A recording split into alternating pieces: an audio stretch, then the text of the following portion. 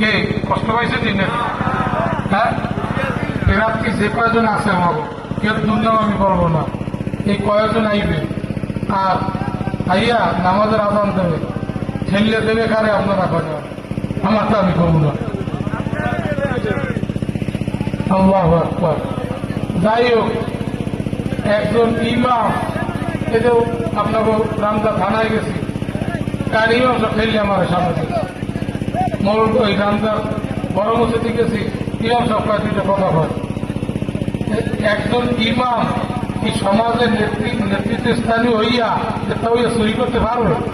কথা বলেন না, সন্ত্রাসী করতে পারবে, দুর্নীতি করতে পারবে? যদি নির্বাচনের পরের দিন সুস্থে বাড়ি থাকতে চায়, সোজাসুজি কথা, তাহলে হাত টাকায় ভোট দেওয়ার, নাইলে কিন্তু উপায় নেই। যারা যে গলায় হাত দিয়ে দুলমিয়া করতে আছে, ওই যে সুস্থে খাইবে কিন্তু।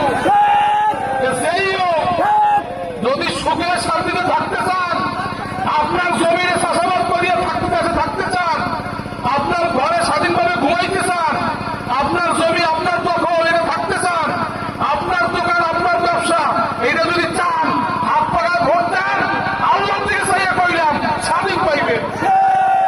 পলান লাগবে না। হাত পাখার চালের শত্রু যে সে দরজা খুলে ঘুমাবে, কিছু হইলে আমি দায়ী হয়ে গেলাম। ভয়ের কিছু নাই, বিজয়ের ঘ্রাণ পাই দিয়েছে চতুর্দিক থেকে, যেটা আপনারা জানবেন না ইনশাআল্লাহ। নীরব ভোট আছে।